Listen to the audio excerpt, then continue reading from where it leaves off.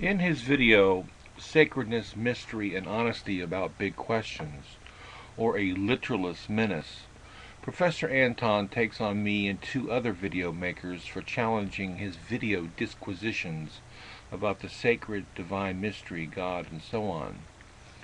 He accuses me of displaying an odd arrogance because I don't take his assertions about the divine seriously. While I have yet to be persuaded by Professor Anton's arguments that I should take his assertions about the sacred seriously, I quite obviously take Professor Anton seriously, otherwise I wouldn't make videos in response to his. Professor Anton accuses me of being trapped in a literalist menace. Now, I am perfectly aware that Professor Anton doesn't take religious discourse literally, but he does, and says so, take it metaphorically, symbolically, mythically, and as a pointing beyond, to use his term.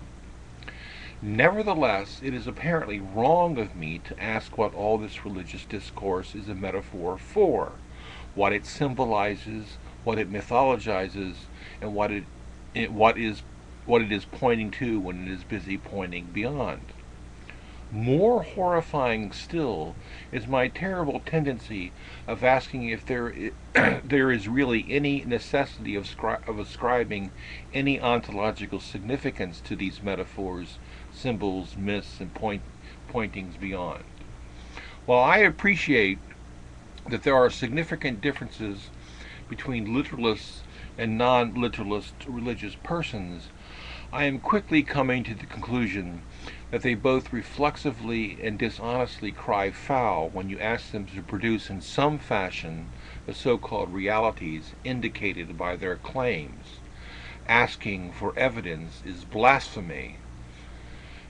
In that case, I am indeed a proud blasphemer. Professor Anton accuses me of dismissing some of the larger questions. He even lists some of the questions he alleges that I'm avoiding. Questions like, why is there something rather than nothing? Where did all this stuff come from? Is there something mysterious about the fact that there is something at all? Although I believe I have already answered these questions, let me take these questions one at a time. Why is there something rather than nothing? The truth is that I did address this very question in my video, Eskimos and Atheism. I won't repeat my lengthy argument here. But the upshot of my position was that this question is wrong-headed because it rests upon a confusion. The confusion that you can ask legitimate questions about the totality of the universe.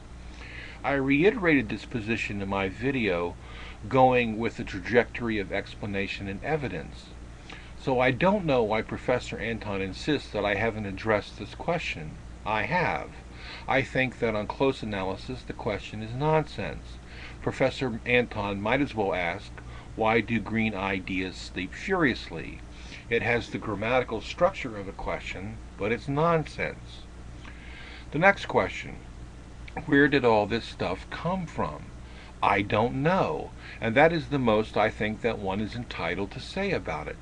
There isn't a sufficient degree of evidence to say anything more. There is certainly an insufficient degree of evidence to say, suggest, or intimate that the answer must be sacred or divine, or that the question itself or the asking of the question is itself sacred or divine. Nothing justifies such a posture, and nothing Professor Anton has said justifies such a posture. The next question.